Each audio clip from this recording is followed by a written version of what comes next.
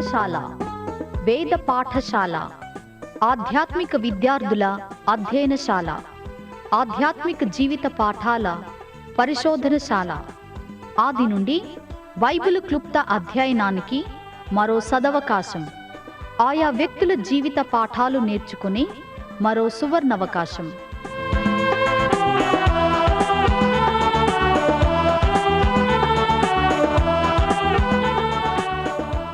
వినండి వేద పాఠశాల నూతన వర్తమానాలు.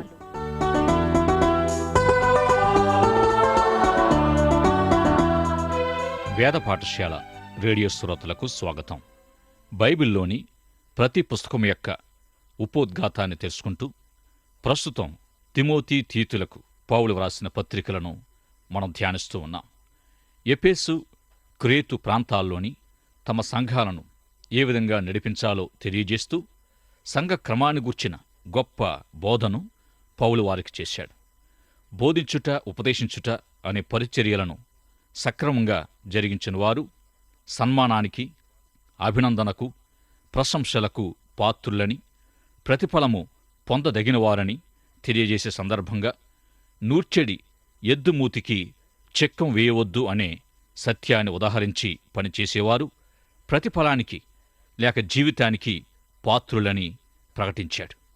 2-3 సాక్షులుంటేనే గాని పెద్దలపై చేయబడే దోషారోపణ అంగీకరించవద్దు అని కూడా పౌలు హెచ్చరించాడు. వారు నిజంగా పాపం చేసినట్లు రుజువైతే ఇతరులెవరూ అట్టి పాపం చేయకుండా వారిని సంఘమంతటి ఎదుట గద్దించాలి. వారెంతటి వారైనా ఈ విధంగా సరిదిద్దబడాలని దేవుని ఎదుట, యేసుక్రీస్తు ఎదుట, ఆయన పరిశుద్ధ దూతల ఎదుట నీకు ఆనబెట్టుచున్నాను అని పౌలు వ్రాశాడు.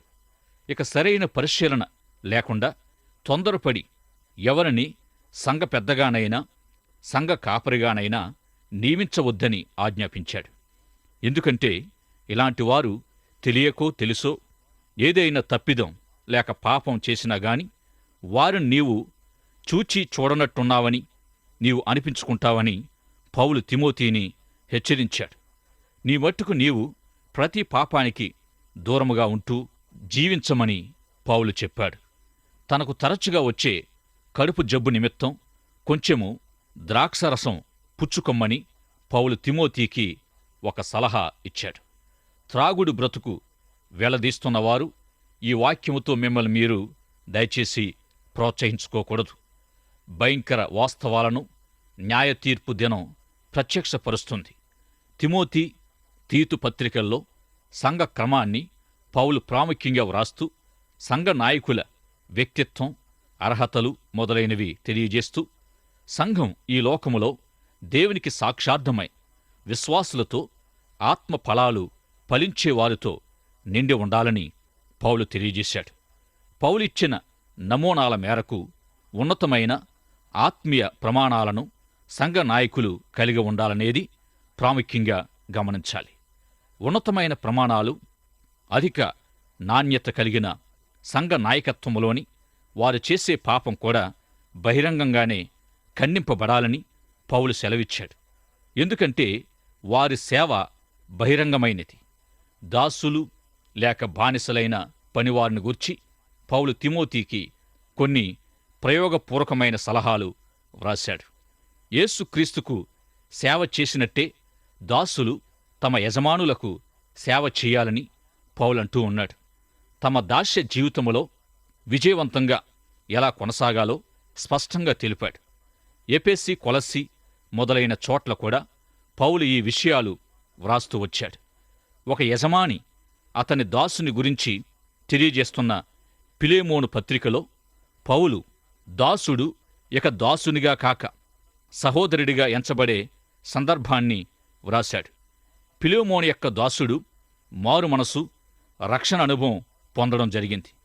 చాలా చోట్ల దాసులైన వారికి యజమానుల్ని ఘనపరచమనే వాక్యాన్ని బోధిస్తారు. కాని విశ్వాసులైన దాసుల్ని సహోదరుల వలె ఎంచమనే ఫిలెమోను పత్రికలో వ్రాయబడిన సత్యాన్ని త్రిప్పివేస్తారు.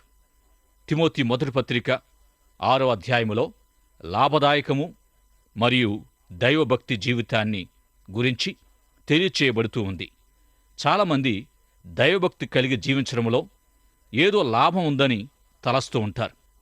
కొన్ని ప్రాంతాల సంస్కృతుల్లో ఒక చిన్న బిడ్డ బడికి వెళ్లడం ప్రారంభిస్తున్నప్పుడే లాభదాయక స్థితి మరియు పొందడం లేక సాధించడం గురించి బోధించబడుతూ మొదటి తరగతి నుండియే ఉన్నత శ్రేణి సాధిస్తూ సాటి విద్యార్థులతో సరిచూసుకుంటూ పట్టభద్రులయ్యే వరకు ఉన్నత శ్రేణి పదములోనే పాటుపడుతూ ఉంటారు.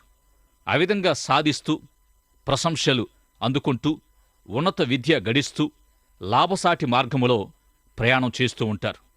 తమ విజయం తమ యోగ్యత అర్హతపై ఆధారపడి ఉంటుందనే తలంపు ప్రారంభం నుండి విద్యార్థులకు అందించబడుతూ ఉంది. వ్యాపార ప్రపంచములోనున్న వ్యాపారవేత్తలు సహా ఇట్టి అవగాహననే కలిగి ఉంటారు. వారి గెలుపు లేక వారి విజయం వారి సమర్థతపై వారి అర్హతపై ఆధారపడి ఉంటుందని అనుకునేవారంతా వారికి శారీరకంగా ఏదైనా ప్రమాదమో లేక పక్షవాతమో వస్తే వారి తలంపులు ఎలా ఉంటాయి? తామేమైనా సాధించగలమని వారు అనుకుంటారా? ఇక వారు ఏమీ సాధించలేని కారణంగా తమ విలువ అర్హతలను కోల్పోయామని తలస్తారా? యూరప్ ఖండములో ఒక మంచి సంఘ కాపరి ఉండేవాడు. ఆయన ఒకానొక ఆదివారపు సందేశము కొరకు సిద్ధపడుతూ ఉండగా తాను వ్రాస్తూ ఉన్న కాగితాలపై తన చెయ్యి ఎగిరెగిరి పడడం గమనించాడు. ఆయన మెదడుకు బహుశా రక్తం సరిగా అందించబడకనో లేక మెదడులో ఏదో స్రావము మొదలై పక్షవాతం వచ్చి కొన్నాళ్లు పాటు మంచాన పడ్డాడు. 3 నెలలు గడిచాక ఆయన కోలుకోవడం జరిగింది. ఆ 3 నెలల కాలం ఆయనకు ఎలా ప్రయోజనకరమయ్యిందో, దేవుడు ఆ సమయాన్ని తన పరిచర్య కొరకు ఏ విధంగా వాడుకున్నాడో తెలియజేస్తూ తన చుట్టూ ఉన్నవారిని చూచి, దేవుడు మనల్ని ఈ విధంగా కొట్టినప్పుడు, ఇట్టి సమస్యలు ఏర్పడినప్పుడు నీ యోగ్యత తీసివేయబడుతుందా?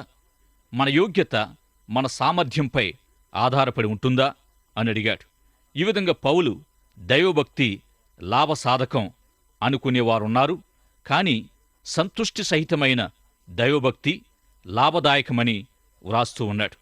ఈ విధంగా ప్రియులారా, ఉన్నత విద్య అభ్యసించి ఉన్నత శ్రేణిలో పట్టభద్రులై గొప్ప పదవి సాధించి గొప్ప స్థానాన్ని అలంకరించి ఐశ్వర్యము అధికారము అన్ని ఉన్న సంతృప్తి, శాంతి, నెమ్మది, నిజమైన సంతోషాన్ని, ఆనందాన్ని అనుభవించలేనివారు ఎందరో ఉన్నారు.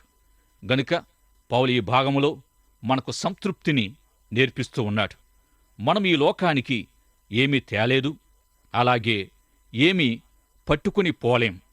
కాగా అన్న వస్త్రాలతో తృప్తి పడుదము అంటున్నాడు. మనిషి ప్రాథమిక అవసరతలు తిండి, గుడ్డ, నీడ. పౌలు నీడ లేక ఇంటిని గురించి చెప్పలేదు. తిండి, బట్ట అన్నాడు. తిండి లేకుంటే చస్తాం, బట్ట లేకపోతే ఎలా ఈ సమాజము దిగంబరత్వాన్ని అనుమతించదు కదా. గనుక తిండి, బట్ట ముఖ్యం. ఇంతకు మించి ధనవంతులు కాగోరకండి. ధనవంతులవడానికి ఆశించేవారు నానా శోధనలో పడి తమ మీదికి తామే నాశనం కొని తెచ్చుకుంటారు. ఈ విధంగా చాలామంది తమ్మును తామే పొడుచుకున్నారు. ధనాపేక్ష సమస్త కీడులకు మూలం. డబ్బు సంపాదించాలనే ఆశ దేవుని యందలి విశ్వాసానికి దూరం చేస్తుంది. గనుక నీవైతే నీతిని, భక్తిని, విశ్వాసమును, ప్రేమను, సహనమును, ఓర్పును మొదలైన వాటిని వెంటాడుమని పౌలు తెలియజేస్తూ ఉన్నాడు.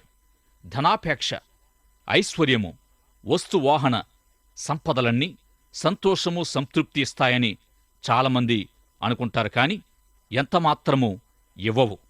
నిత్య జీవ మార్గాన్నే నీవు వెదకమని పౌలు ఈ తిమోతి మొదటి పత్రికలో మనకు తెలియజేస్తూ ఉన్నాడు.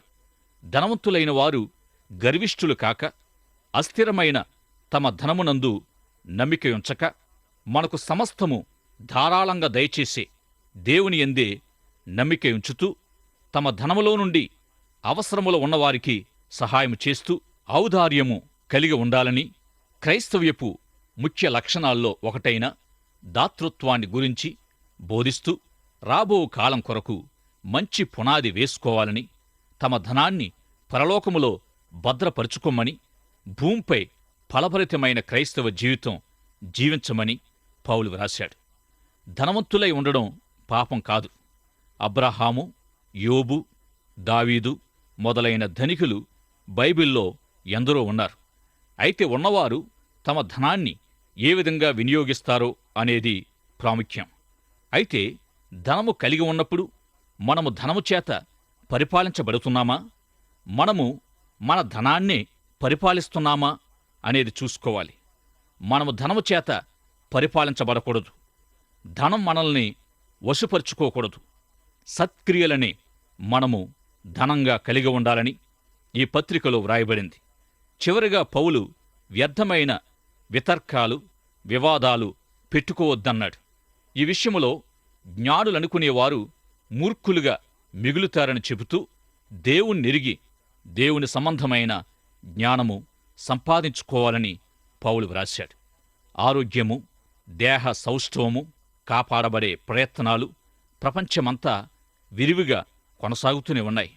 అయితే ఈనాటికి రానున్న కాలానికి లాభదాయకమైన దైవభక్తిని పెంపొందించుకోమని ఈ పత్రిక చెబుతూ ఉంది. తిమోతి, తీతు ఈ ఇరువురి లక్షణాలను మనం పరిశీలించినప్పుడు ఈ ఇరువురి మధ్య కొంత వైవిధ్యం లేక కొద్ది తేడా కనిపిస్తుంది. తిమోతి యవనస్థుడై సున్నితమైన మనస్తత్వం, దయా స్వభావం, ప్రేమ కనికరాలు, శ్రద్ధ, బాధ్యతలు గలవాడై కొంత భయం కూడా కలిగినవాడై ఉన్నాడు. అయితే తీతు పెద్ద వయసు కలిగి మానసిక ఆత్మీయ ఎదుగుదల, పరిణితి గలవాడై స్థిరచిత్తుడు అయి ఉన్నాడు. ఈ విధంగా వీరి లక్షణాలు, అర్హతలను అనుసరించి పౌలు తిమోతిని ఎఫెసుకు, తీతును సంఘస్థాపన, సంఘ పరిచర్యలకు, ఎంతో కష్టతరమైన క్రేతులో సంఘ కాపరులుగా నియమించాడు. తిమోతి, తీతు పత్రికలు సందేశములో, అంశములో, ప్రయోజనములో ఒకదానికొకటి పోలి ఉంటూ సంఘ క్రమము అనే ఒకే అంశాన్ని గూర్చి మాట్లాడుతున్నాయి. ఆయా సంఘ శాఖలు సంఘ క్రమం యొక్క అనేక అంశాలతో పొందుపరచబడిన నియమ నిబంధనలు గల పుస్తకాల్ని ప్రతి సంఘ కాపరి కలిగి ఉంటూ ఉన్నాడు. ఈ విధంగా సంఘాల్లో వివాహాలు ఏ విధంగా జరిగించాలి, బాప్తిస్మ కార్యక్రమము, భూస్థాపన కార్యక్రమాలు మొదలైనవన్నీ ఎలా జరిగించాలో వివరంగా తెలియచేయబడ్డాయి. సంఘ సమస్యల్ని పరిష్కరించడములో, సంఘస్థులకు దైవ సమాలోచన అందించడములో ఎంతో జ్ఞానము, ప్రావీణ్యము కలిగి పౌలు దృష్టిలో అతి శ్రేష్ఠుడైన సంఘ కాపరిగా ఉన్న తీతుకు, పౌలుకు మధ్య గొప్ప ఆత్మీయ సంబంధం ఉన్నప్పటికీ తిమోతితో ఉన్నట్టి ఎలాంటి వ్యక్తిగత స్నేహం గాని సంబంధం గాని పౌలు తీతుల మధ్య లేదు. దైవ సంబంధమైన పై విచారణ అనే పరిచర్యను గూర్చి తీతు పత్రికలో ఎక్కువగా తెలియచేయబడింది. దైవ సంబంధమైన పై విచారణ పరిచర్య సంఘములోని పై విచారణకర్తలకు సంబంధించినదై ఉంది.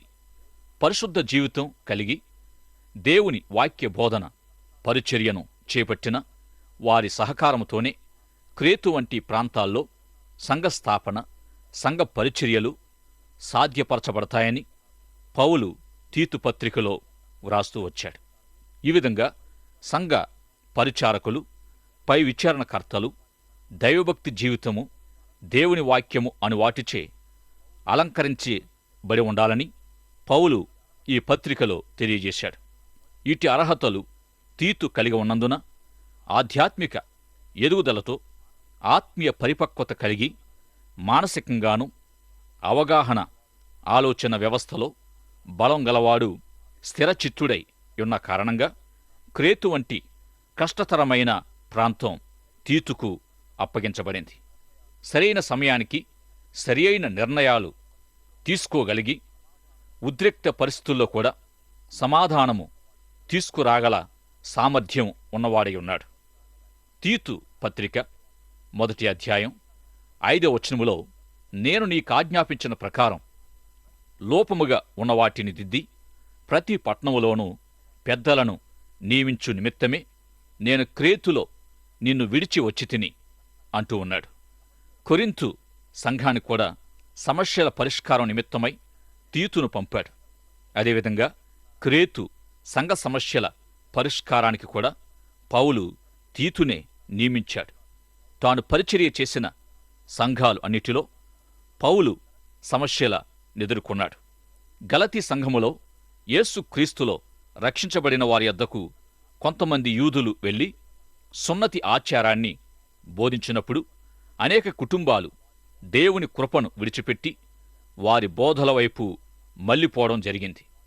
ఇక క్రేతు సంఘములో ఉపదేశించబడిన బోధ ఏమిటంటే క్రీస్తు శిష్యుల నుండి డబ్బు రాబట్టాలనే సమస్య. వీటినే క్రేతు సంఘం యొక్క లోపంగా పరిగణిస్తూ పౌలు తీతుకు కొన్ని ఆజ్ఞలిచ్చాడు. తిమోతి మొదటి పత్రికలో ఉన్నట్టి ఆయా విషయాలనే పౌలు తీతు పత్రికలో కూడా వ్రాస్తూ వచ్చాడు. గనుక మనం వీటిని కొద్దిగా జ్ఞాపకం చేసుకుందాం. గుర్తించదగిన కొన్ని హెచ్చరికలను పరిశీలిద్దాం. తీతు పత్రిక మొదటి అధ్యాయం 15-16 వచనాలు. పవిత్రులకు అన్నియు పవిత్రుములే గాని అపవిత్రులకును అవిశ్వాసులకును ఏదియు పవిత్రమైనది కాదు. వారి మనస్సును మనసాక్షియు అపవిత్ర పరచబడి ఉన్నది. దేవుని ఎరుగుదుమని వారు చెప్పుకుందురు గాని అసహ్యులును అవిధేయులును ప్రతి సత్కార్యము విషయము భ్రష్టులనై ఉండి తమ క్రియల వలన ఆయనను ఎరగమన్నట్టు ఉన్నారని వీరిని కఠినంగా గద్దించాలని తీతు ఆజ్ఞ. తమ హృదయాలలోనే అపవిత్రత ఉన్నవారు ఇంచుమించు అన్నిటినీ అపవిత్రంగానే ఎంచుతారు. హృదయము శుద్ధిగా ఉన్నవారికి అంతా మంచిగా కనిపిస్తుంది. పౌలు తీతుకు ఇవ్వగోరుతూ వచ్చిన ముఖ్య సందేశము 2వ అధ్యాయం 11వ వచనం నుండి 15వ వచనం వరకు వ్రాయబడి ఉంది. ఏలయనగా సమస్త మనుష్యులకు రక్షణకరమైన దేవుని కృప ప్రత్యక్షమై మనము భక్తిహీనతను ఇహలోక సంబంధమైన దురాశలను విసర్జించి శుభప్రదమైన నిరీక్షణ నిమిత్తం అనగా మహాదేవుడును మన రక్షకుడైన యేసుక్రీస్తు మహిమ యొక్క ప్రత్యక్షత కొరకు ఎదురు చూచుచు ఈ లోకములో స్వస్థ బుద్ధితోనూ నీతితోనూ భక్తితోనూ బ్రతుకుచుండవలెనని మనకు బోధించుచున్నది. ఆయన సమస్తమైన దుర్నీతి నుండి మనలను విమోచించి సత్క్రియలయందు ఆసక్తిగల ప్రజలను తన కోసరము పవిత్రపరచుకొని తన సొత్తుగా చేసుకొనుటకు తన్ను తానే మన కొరకు అర్పించుకొనెను. వీటిని గూర్చి బోధించుచు హెచ్చరించుచు సంపూర్ణ అధికారముతో దుర్బోధను ఖండించుచు నుండుము. నిన్నెవనని తృణీకరింపనీయకుము. ప్రత్యక్షత అను అర్థంగల గ్రీకు పదమయున్న ఎపిపాని అనే మాటను మీరెప్పుడైనా విన్నారా? ఈ ఎపిపాని అనే పేరుతో సంఘాలు కూడా ఈనాడు ఉన్నాయి. పౌలు పత్రికల్లో తెలియచేయబడిన సంఘ క్రమాన్ని అనుసరించి ఉండే సంఘాలను ప్రత్యక్షత సంఘాలు అని పిలవచ్చు. తీతు పత్రికలో పౌలు 2 ప్రత్యక్షతలు తెలియజేస్తూ ఉన్నాడు. మొదటిగా దేవుని కృప ప్రత్యక్షత, రెండవది యేసుక్రీస్తు ప్రత్యక్షత. సకల మనుషులు దేవుని రక్షణను చూచి ఆయన ద్వారా రక్షణ పొంది రక్షణకరమైన జీవితం జీవించడానికి దేవుడు యేసుక్రీస్తుగా ఈ లోకములో అవతరించాడు. ఇదే క్రీస్తు ప్రత్యక్షత. ఈ లోకానికి మొదటిగా ప్రత్యక్షమైన దేవుని కృప ద్వారా మనం రక్షణ పొంది నీతితో భక్తితో స్వస్థ బుద్ధితో బ్రతుకడానికి దేవుని కృప అనుగ్రహింపబడింది. ఇక 3వ ప్రత్యక్షత యేసుక్రీస్తు మహిమతో ఈ లోకానికి రావడమయ్యుంది. ఈ 3వ ప్రత్యక్షత ఇప్పటికింకా సంభవించలేదు. గనుక మొదటి 2 ప్రత్యక్షతలు సంఘము ప్రస్తుతం కలిగి ఉంది. ఈ విధంగా 2-3 ప్రత్యక్షతలు మధ్యనే సంఘము తన ఉనికిని కలిగి ఉంది. మొదటిగా ప్రత్యక్షమైన దేవుని కృప మనకు యేసుక్రీస్తు మొదటి రాకతో రక్షణను తెచ్చింది. ఇక ప్రభు రెండవసారి మన కొరకు రానయున్న విషయాన్ని 118 సార్లు క్రొత్త నిబంధన తెలియజేస్తుంది. దేవుని కృపలో మనకు అనుగ్రహింపబడిన యేసుక్రీస్తు ద్వారానైనట్టి రక్షణ కొరకు మనము నీతితో, భక్తితో, స్వస్థ బుద్ధితో బ్రతుకుచుండాలని తీతు పత్రికలో తెలియచేయబడింది. ఈ విధంగా ప్రభు రెండవ రాక కొరకు మనం కనిపెట్టాలి. మనకు రక్షణ తెచ్చిన ప్రభు మొదటి రాకడలో మనము సత్క్రియలందు ఆసక్తి కలిగి తనకు ప్రత్యేక జనంగా ఉండాలనే దేవుని కోరిక మేరకు ప్రభు మన కొరకు తను తాను అప్పగించుకున్నారు. ప్రత్యేకమైన ప్రజలుగా ఉండడమంటే సాటి లేని వారమై ఉండడమయ్యుంది. అంటే క్రీస్తు ప్రజల వంటి వారు ఎవరూ లేరని అర్థమయ్యుంది. క్రీస్తు యొక్క మొదటి మరియు రెండవ రాకడల మధ్య జీవిస్తున్న దేవుని సంఘం తనకు ముందు వెనుక కూడా క్రీస్తునే కలిగి ఉంది. ఒక్కొక్క వజ్రం ఎంతో అమూల్యమైనది, సాటి లేనిదై ఉంది. అటువంటి వజ్రం మరెక్కడ ఉండదు. ఆ విధంగా క్రీస్తు ప్రజలు సాటిలేనివారు, ప్రత్యేకత కలిగిన వారై ఉంటారు. క్రీస్తు ప్రజలు తమ క్రీస్తు ఎట్టివాడో అట్టివారై ఉంటారు. తన ప్రజల కొరకు ఆయన తను తాను సమర్పించుకున్నాడు. క్రీస్తు ప్రజలు తమ క్రీస్తును తమ జీవితాల గుండా ఈ లోకానికి ప్రత్యక్షపరచవలసి ఉన్నది. క్రీస్తు యొక్క మొదటి మరియు రెండవ ప్రత్యక్షతల మధ్య ఉనికి కలిగి ఉన్న సంఘం తానే ఈ లోకానికి మూడవ ప్రత్యక్షత కలిగి ఉండాలి, లేక మూడవ ప్రత్యక్షత అయి ఉండాలి. పరిశుద్ధమైన దైవభక్తి కలిగిన జీవితాలతో సంఘస్థులంతా లోకస్థులను ప్రభావితం చేయాలి. మన అనుదిన జీవితాల్లో క్రీస్తు బిడ్డలు లోకానికి క్రీస్తును చూపిస్తారు. ఈ విధంగా మనము లోకం చదువగలిగిన క్రీస్తు పత్రిక అయి ఉండాలి. మన సత్యవంతమైన జీవితమైన అవిశ్వాసపూరిత బ్రతుకునైనా లోకం చూస్తుంది. మొదటిగా క్రీస్తులో లోకానికి ప్రత్యక్షమైన దేవుడు ఇప్పుడు నీలో నాలో లోకానికి ప్రత్యక్షం కాగోరుతున్నాడు. కొండపై చేసిన ప్రసంగములో కూడా ప్రభు మరుగు చేయబడక కొండపై నుండే పట్నంగా విశ్వాసులుండాలని సవాలునిచ్చారు. దీపస్తంభంపై ఉంచబడే దీపానికి కూడా విశ్వాసుని పోల్చి చెప్పారు. దీపం ఇల్లంతటినీ వెలుగునిచ్చినట్టే విశ్వాసులు తమ చుట్టూనున్న లోకానికి తమ రక్షణ వెలుగును ప్రసరింపచేయాలి. పరలోకమందున్న మీ తండ్రి మహిమపరచబడినట్లు వారి ఎదుట మీ వెలుగు ప్రకాశింపనీయుడి అని ప్రభువా చెప్పారు. అదేవిధంగా విశ్వాసి లోకానికి ఉప్పై ఉండాలని కూడా చెప్పారు. యోహాను సువార్తలో మనం ప్రభు కోసం ఫలించి దేవుని మహిమపరచాలని, మన ఫలాలు నిలిచి ఉండాలని వ్రాయబడింది. ప్రభు ద్రాక్షావల్లి, ఆయన ప్రజలు ద్రాక్షవల్లి యొక్క తీగలై ఉన్నారు. ఆయన లేకుండా తన ప్రజలేమీ చేయలేరు.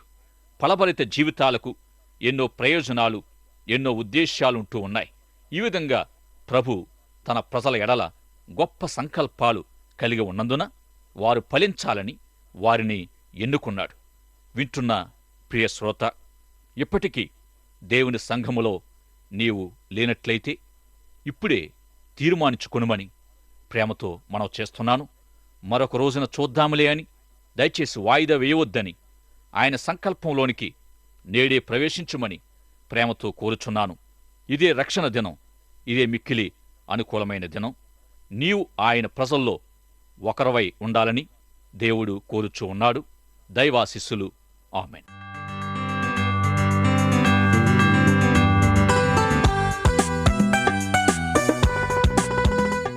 వేద పాఠశాలకు క్రమంగా హాజరవుతున్న విద్యార్థులకు మా అభినందనలు. ఈనాటి తరగతిలో మీరు వింటున్న ఆధ్యాత్మిక పాఠాలు మీ వ్యక్తిగత, కుటుంబ జీవితాలకు ఎంతో సహాయపడగలవని ఆశిస్తున్నాం. ఈ పాఠాల ద్వారా మీరు పొందుతున్న ఆత్మీయ మేలులు, ఆశీర్వాదాలు మాకు కూడా తెలియపరచండి. నేటి పాఠంలో మీకు ఏ విధమైన సందేహాలు, ఇంకా అర్థం కాని విషయాలున్నా వెంటనే మాకు వ్రాయండి.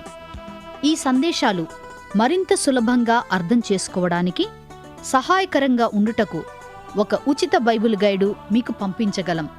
మా చిరునామా: వేద పాఠశాల, విశ్వవాణి, తపాలా సంచి 4, సికింద్రాబాద్ 5000117. మా ఈమెయిల్ ఐడి తెలుగు vp@radio882.com